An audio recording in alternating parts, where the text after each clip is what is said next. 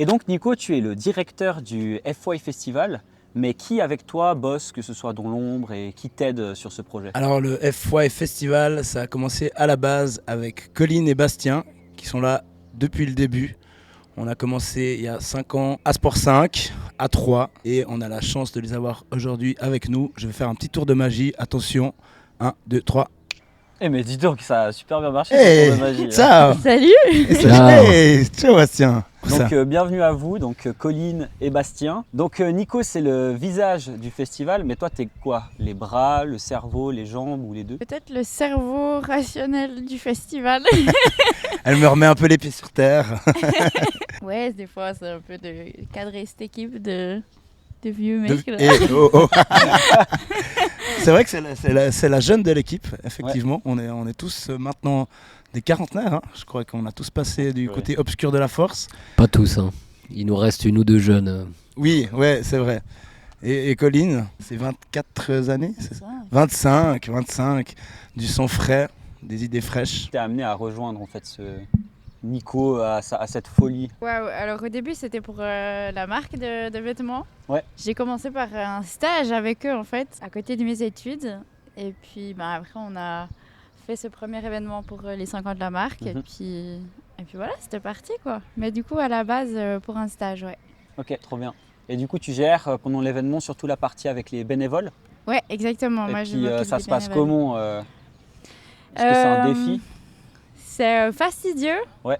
Enfin, maintenant, il y a des outils qui m'aident pas mal, mais j'ai commencé au début avec des fichiers Excel. Un gros boulot en amont. Il faut prendre toutes les inscriptions. Là, la dernière fois, on avait 150 bénévoles. Il faut les gérer sur place, être là pour les accueillir, donner des infos. Enfin, c'est un gros job. Ouais, et puis le après aussi, quand le festival il est terminé, c'est là la partie souvent plus dure pour avoir des bénévoles. Ouais, clairement, c'est compliqué d'en trouver, souvent, et surtout pour ce qui est montage-démontage, parce qu'on fait ça la semaine, et du coup, les gens bossent, et c'est compliqué, quoi. Surtout le démontage, hein, parce que certains démontage. qui s'inscrivent au démontage, ils sont là pour faire la teuf 3 jours, et puis le démontage, non, il n'y a plus personne. Vrai, ça arrive ça. Ah ça c'est pas très cool, effectivement. Ça arrive quelquefois, ouais. On a une bonne équipe qui revient souvent et qui est bien fidèle et hyper efficace. Donc c'est trop cool d'avoir des bénévoles comme ça sur qui on peut compter à chaque fois. Et avec tout ce qui s'est passé, est-ce qu'à un moment cette année tu t'es dit c'est fini, on va pas y arriver, ou toi t'as toujours cru au projet?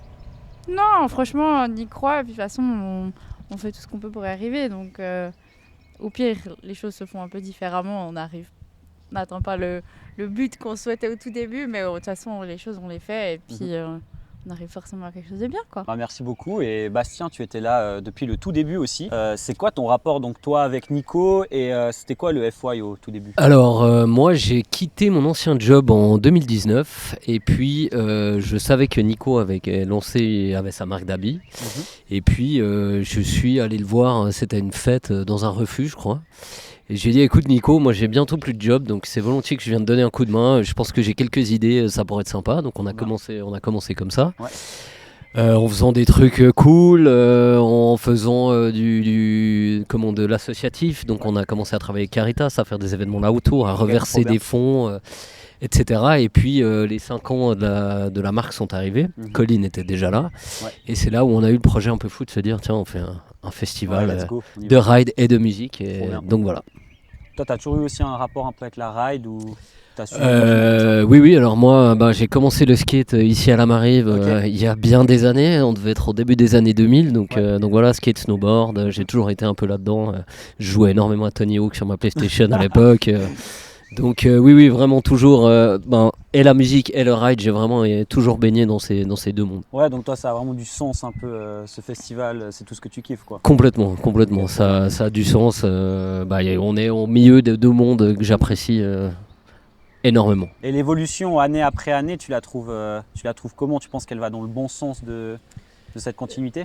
Je pense qu'on va absolument dans le bon sens parce qu'on continue à grandir, mais on garde notre ADN, on garde la volonté qu'on avait au début quand on a voulu fêter ses 5 ans, c'est-à-dire un festival gratuit la journée pour faire découvrir ces sports au plus grand nombre, de 7 à 77 ans. Et ça, c'est quelque chose qu'on continue à vouloir avoir, c'est-à-dire avoir une partie gratuite, continuer à faire découvrir les arts de rue, le sport urbain, etc. Et la musique qui grandit fortement, mais je crois qu'on est vraiment en ligne avec notre ADN. Ouais, tout à fait. Trop bien. Et du coup, tu as commencé derrière le bar et maintenant tu es président. Qu'est-ce que ça fait? Comment c'est arrivé là? Écoute, je crois que ça s'est fait un peu naturellement, étant à la base du festival. Et puis, les bars, c'est pas mon métier. Ouais. Donc, je pense que je me suis bien amusé à porter des fûts, à essayer d'organiser tout ça. C'était des fois, comme Colline, avec les bénévoles, un peu laborieux. Donc, je pense que je suis peut-être plus à l'aise à gérer des partenaires, à gérer des politiques ou autres.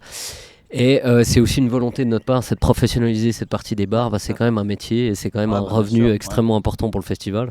Ouais, donc, je pense que c'est une bonne galère voilà. si c'est pas organisé, ça peut vite partir en sucette quoi. Ça peut vite partir en sucette, ouais. Comme Absolument. C'est un métier.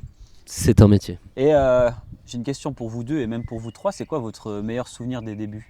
Bon, alors moi, l'édition 2024, quand on a grandi, on est parti de Sport 5, qu'on est venu à la patinoire et puis qu'on a programmé Sniper. Pour moi, c'est juste un truc de malade.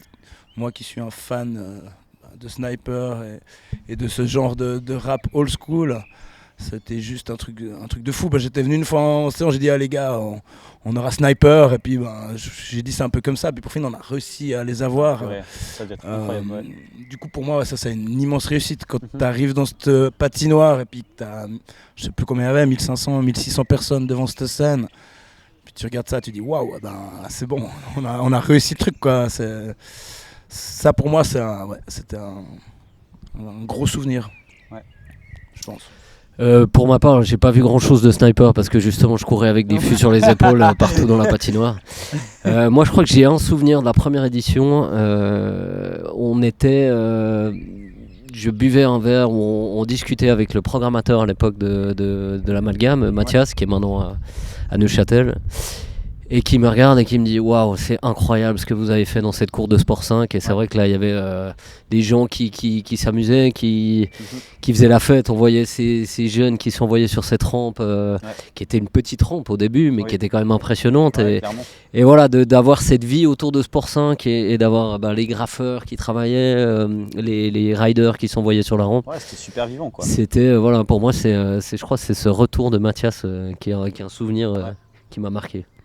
Puis là, vous vous êtes dit que c'était une bonne idée et qu'il fallait continuer de creuser quoi. Et bien là, on s'est dit, je crois qu'on s'est vu avec Nico après ou Colline, puis on s'est dit c'était cool de faire un festival, on arrête la marque, on continue sur le festival. À 3, on n'est pas assez, donc il faudra monter un comité. Et puis certains de nos potes qui étaient là sur la première édition ont tellement kiffé qu'ils se sont dit tiens, on vous rejoint. Et donc voilà, c'est comme ça que ça s'est fait de fil en aiguille quoi. Ça s'est fait de fil en aiguille. Et entre potes principalement, donc ça c'est cool aussi. Et vous continuez constamment d'apprendre aussi du coup des choses. Là par exemple cette année vous êtes passé à avoir dissocié un peu de choses dans le comité. Ouais, c'est constamment je pense de l'apprentissage pour vous quoi. Alors c'est sûr, oui, c'est de l'apprentissage et comme on parlait de professionnalisation, c'est aussi ça le but là derrière. Clairement. Et mais on a un avantage, c'est qu'on se connaît tous très bien depuis le temps, donc même si on n'est plus forcément dans les mêmes comités, on collabore très très bien. Et puis il y a c'est avant tout une amitié, je crois, ce comité, c'est des bons moments entre nous. Et donc voilà, on apprend, mais on continue à avancer en se marrant, ça c'est important. Ah toujours, c'est trop bien. Et toi Colline, du coup ton meilleur souvenir des débuts? Mon meilleur souvenir, je pense c'est aussi l'édition 2024, comme Nico, quand on avait Sniper. J'ai pris un petit moment pour aller voir quand même dans la salle parce que sinon je suis un peu tout le temps dehors et je vois vraiment quasi rien des concerts. Et franchement d'aller se poser un petit coup en haut dans les gradins, juste avec la vue sur tout le monde, de voir tous les gens danser comme ça, c'était trop bien de voir ça. Et puis tu te dis putain, c'est vraiment trop bien ce qu'on fait. Ouais, et puis vous y êtes arrivés quoi. Voir ces 1500 personnes sauter là. Et puis on a commencé pour fêter les 5 ans de cette marque sans vraiment se dire est-ce qu'on continue ou pas. Mais je pense que les trois on s'est dit mais en fait go quoi, on continue. Ouais, c'est trop bien. Avec un peu plus de monde comme dit Sébastien parce que c'était un peu violent à 3, mais une une aventure incroyable. Et puis je pense qu'il va continuer et qu'il va grandir encore, quoi. Ouais. Et faire un festival comme ça. Pardon, tu voulais rajouter? Non, j'avais juste une anecdote de la 2e édition, je crois, où j'avais rendez-vous avec Couleur 3 pour une interview l'après-midi. Ouais. Et on était tellement à la ramasse, j'étais tellement fatigué qu'en fait, il m'avait bien briefé en me disant il faut que tu sois dans un endroit calme, pas de bruit, etc. Ouais. Et là, je vois mon téléphone qui sonne, j'étais devant la rampe, numéro inconnu. Et je connecte que c'est la radio. Et là, je sprint à travers le festival. Je suis allé me cacher derrière une maison dans un jardin qui n'était pas le mien. Et je réponds et j'étais en direct à la radio, complètement essoufflé. Donc voilà, ça c'était un peu une partie fun quoi, de notre organisation. Ouais. Et du coup, derrière tout ça, un festival comme ça demande pas mal de moyens. On en a parlé avant avec Nico. Et toi, du coup, tu gères toute la partie sponsoring et partenaire, ou en partie en tout cas. C'est quoi un peu la difficulté ou quels sont tes arguments pour donner envie aux sponsors de nous suivre? Alors tout d'abord, je suis pas moi principalement sur les partenaires. Nicolas fait énormément. Il y en a d'autres du comité aussi qui travaillent là-dessus. Je crois que la difficulté, c'est qu'on est passablement entre sport et culture. Donc on a des partenaires qui sont très sport, d'autres très culture. Et on a une vraie volonté, c'est de créer des vraies relations avec nos partenaires. On demande pas juste de l'argent, on a besoin d'avoir une relation avec eux, un échange, et que ça leur parle et que ça fasse sens pour eux. Donc voilà, mais la plupart des partenaires qu'on a aujourd'hui, on a une vraie relation avec eux, et ça c'est vraiment chouette pour travailler. Et j'ai une petite question donc aussi à nouveau pour vous trois, mais c'est quoi qui a le plus changé entre la première édition et puis maintenant, la chose où vous vous dites mais ça, on n'aurait jamais pensé? Bon, la dimension musicale, elle a quand même évolué, parce que d'abord c'était bon, il y en a quand même eu catégorique la première année, mais dans l'amalgame. Mais là, on passe d'une salle de concert à 200-300 personnes à une capacité de 1500. Cette année, 2500 si tout va bien. Je pense que ça, c'est un gros gap. On le sent rien qu'avec le monde, mais avec le budget aussi. Je sais pas, on était quoi, 30 000 francs la première édition de budget, puis là on est à 300 et quelques mille, 350 000. Donc voilà, on a aussi une grosse responsabilité. Et puis quand on se plante, ça fait peur. Ça fait 2 années de suite qu'on est dans le rouge. Et comme dit Nico, on a la dimension musicale à apporter aussi. On n'est plus le petit festival d'Yverdon où les gens viennent juste passer leur samedi après-midi pour voir du ride, etc. Il y a des gens qui viennent de plus loin. Ouais. On a des artistes qui ont quand même une certaine renommée, donc c'est aussi une certaine pression, parce que ces artistes, il faut bien les accueillir, faut bien leur donner ce dont ils ont besoin. Donc ouais, principalement le budget, on est quasi à x10, donc il y a passablement de domaines qui doivent se professionnaliser aussi. Bien sûr. Mais c'est une évolution naturelle qui vient avec le temps, et je crois qu'il se fait assez bien. Ouais, ça vous fait pas peur de manière générale? C'est un beau défi en plus, et puis de toute façon, je trouve ça excitant. Ouais, c'est ça. Non, c'est vrai. C'est clair. Et puis on apprend vraiment au fur et à mesure, on grandit avec le festival. Donc, Et puis même si on se plante, parce qu'on s'est planté sur plusieurs trucs, l'année passée on s'est planté. Il y a eu 2h30 de retard de concert, on s'est planté sur le nombre de personnes qui devaient venir à la soirée du samedi. Enfin voilà, il y a eu plusieurs couacs. Même avec ça, on voit qu'on arrive à rebondir, à créer un autre truc cette année. Et avancer quand même, quoi. Même on recule de quelques pas, mais on recule de 3 pas, puis on remonte de 10, quoi. Donc c'est ça qui est beau, quoi. Et puis vous avez parlé du coup que, donc vous dites on depuis tout à l'heure, mais vous êtes que les 3. Mais il y a qui d'autre qui bosse avec vous dans ce comité? Est-ce que vous voulez leur faire un petit hommage? Tu veux que je me lance? Lance-toi, parce que moi je me gourre à chaque fois dans les chiffres. Alors on va essayer d'aller dans l'ordre d'ancienneté. On a Jonathan, donc John, qui nous a rejoint sur la 2e édition, qui lui s'occupe de l'infrastructure. On a Sébastien qui nous a aussi rejoint dès la 2e édition, qui lui s'occupe sécurité, et on aime bien le charrier là-dessus, des toilettes. C'est son domaine. C'est chef, voilà, c'est fondamental. C'est le chef chiotte, exactement. Les gens ne peuvent pas faire pipi, c'est difficile. Ensuite, on a Juliane qui nous a rejoint l'année passée, donc qui avait été bénévole sur la première édition à la patinoire, qui avait adoré, donc qui est venu avec nous. On a Qui gère tous les stands, qui gère la tous les stands, coordination exactement, des voilà. stands, etc. Qui gère tous les stands. Je réfléchis, j'essaie d'oublier personne. On a Simon qui nous a rejoint cette année, qui est aussi un pote de très très longue date. Ok, trop On bien, s'est changé des mini-disques là sur les marches en skatant dans les années 2000. trop bien. Donc c'est super de l'avoir avec nous. Il apporte pas mal de son œuf. Ouais. Puis lui, il a repris un gros morceau qui est tout l'accueil artiste. Ah, le fameux accueil artiste. Ouais, c'est Trop un beau job, quoi. Et puis au final, on a Greg, c'est juste, qui lui rejoint c'est tout neuf quoi. Et lui va s'occuper de l'animation musicale extérieure, donc ce qui est pas de pas de la line-up intérieure. Donc voilà, c'est un comité très vaste et varié. Et Simon par exemple nous a rejoint parce qu'à force de venir s'éclater au festival depuis 5 ans, il nous a dit bon les gars là mes enfants sont un peu plus grands, maintenant je viens. Greg est bénévole depuis le début aussi avec nous, donc voilà, c'est des gens qui viennent se greffer. Ouais, et puis qui sont attachés depuis longtemps et qui se disent bon pourquoi pas faire plus. C'est quoi. ça, exactement. Et puis peut-être une petite précision, là on parle du comité d'organisation, donc c'est un peu l'équipe de Nico qui va vraiment organiser le festival, et on a un comité de l'association où on a encore un pote qui nous a rejoint qui s'appelle Johan Raymond, qu'on appelle Yop, qui est notre vice-président maintenant. On a Sandy qui était déjà là depuis quelques années, qui gère les finances depuis le Costa Rica, donc depuis la jungle. On a Alexia, la copine de Nico, et moi-même, et nous on a cette couche, un peu plus cette casquette stratégique et décisionnelle à ce niveau-là. Pour donner un peu plus de valeur un peu au festival ou pas forcément? C'est surtout aussi pour le structurer différemment, pour pouvoir le professionnaliser aussi. Et puis que c'est pas nous qui décidons de tout, il y a vraiment un comité qui va dire oui, là on est ok pour cette dépense, qui va être plus dans le stratégique et comment on dépense l'argent et ce qu'on fait. C'est un peu comme un conseil d'administration dans une entreprise, quelque chose on peut dire ça, je pense. Absolument, ouais.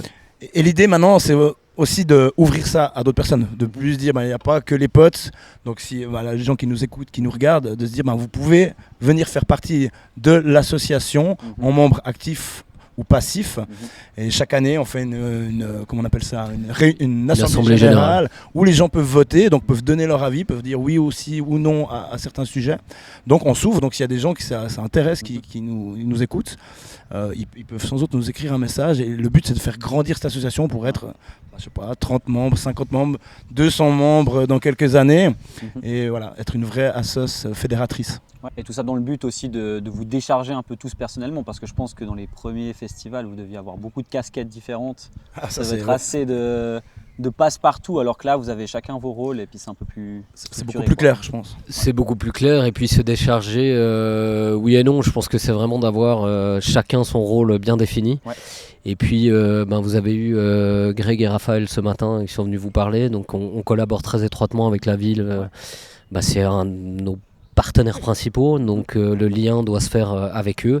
Et puis ce comité de l'association apporte aussi un peu de structure, donc un peu une vision stratégique et long terme, moyen terme, en termes de budget, en termes qui va découler sur le comité d'organisation derrière. Donc voilà. Et vous le savez comme moi, mais Nico c'est 1000 idées à la minute.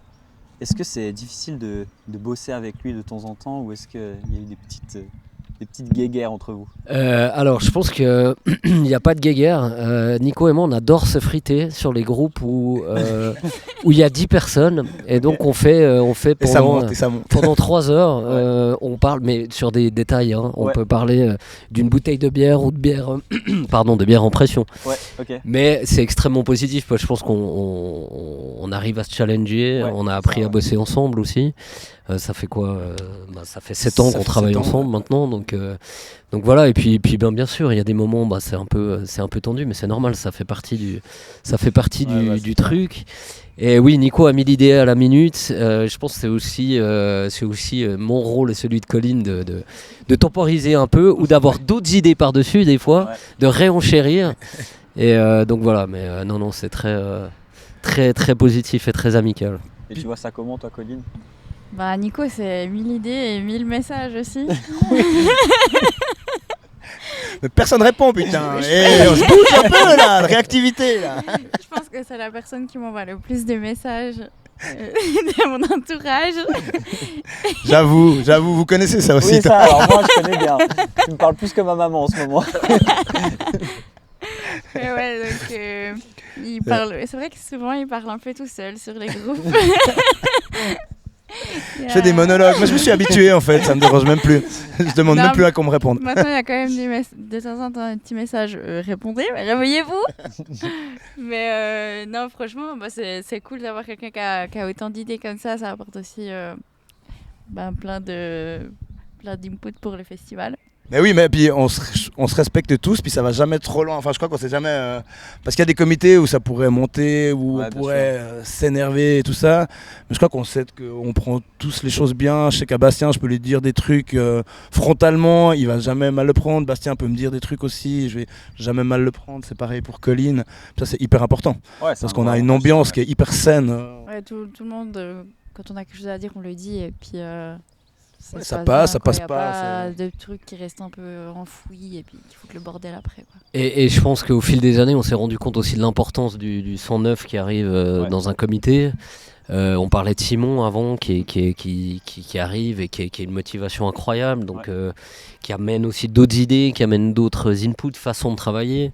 Sandy qui nous a rejoint il y a 3 ans, on l'appelle Tonton Picsou parce que c'est le roi de la finance et il nous a vraiment structuré, cadré, etc., etc. Donc je pense que c'est aussi vachement important de rester ouvert à de nouveaux cerveaux, de nouvelles idées, de nouvelles têtes. Donc je pense que c'est important aussi de renouveler, de pas renouveler, mais d'amener, d'accepter de nouveaux... et pas s'enfermer dans ses idées, quoi. C'est ça. Donc ça, je pense que c'est aussi une des forces du festival, du comité, des comités, des gens qui y sont, c'est d'être très ouvert. Et Forget Yesterday, ça veut dire oublier hier. Est-ce qu'on est pile poil dans la cible pour cette édition ? On est pile poil dans la cible, je pense. On va pas oublier ce qui s'est passé, mais je sais pas si tu as expliqué l'origine du nom plus tôt ce matin ou avant. Non. On était en plein Covid quand on a voulu faire l'édition 2021. Enfin, on était sur la deuxième vague en plein été, donc c'était super compliqué d'organiser des événements. Et puis, bien sûr, on avait la marque qui s'appelait FY, donc on cherchait quelque chose qui était en lien avec ça. Et je sais plus qui a eu l'idée, mais Nico, Colline, j'imagine. On est arrivé sur ce Forget Yesterday qui On avait déjà fait des t-shirts Forget Yesterday qui avaient été faits par une graphiste en fait. Exact. Et donc voilà, donc ça s'y prêtait bien et puis on l'a gardé. Trop bien. Et est-ce que ça prend un peu plus de sens maintenant après 2 années dans le rouge, c'est oublié hier? J'espère qu'on va l'oublier puis qu'on va vraiment passer au noir en tout cas, voire au vert. Mais on est vraiment bien parti là avec, on a déjà presque 1600 personnes qui ont pris leur billet pour le samedi. C'est plus que tous les festivaliers qu'on a eu l'année passée et l'année d'avant. Je pense que les 2000 on va les faire facilement. Donc voilà, et plein d'autres projets comme le Slow Up Dérive, on en a parlé avant. Il y a plein d'autres trucs qui vont faire que oui, on va oublier hier. Et donc les 21, 22 et 23 août, vous voulez que les gens ils ressentent quoi en partant de ce magnifique week-end? Qu'ils soient tristes en partant parce que c'est fini. C'est beau, ça me plaît. Ça, c'est rien d'autre à dire. Non, je pense que les gens, comme dit Colline l'a très bien résumé, les gens ils doivent avoir envie de revenir, ils doivent avoir un sentiment d'avoir découvert quelque chose, de s'être amusé, que les parents puissent venir avec leurs enfants en se disant ils vont s'éclater, donc nous on peut aussi aller voir une compétition de skate, aller voir un peu de musique, etc. Et puis on veut que ce m'arrive, ce soit le feu au niveau du public pendant les concerts, parce que voilà, c'est quand même des super artistes qu'on a, même en exclusivité, donc voilà, donc les gens doivent être tristes mais avec le sourire, parce qu'ils sont, se réjouir de l'année ils sont contents. suivante. Exactement. Faut que ce soit une expérience qui marque, quoi.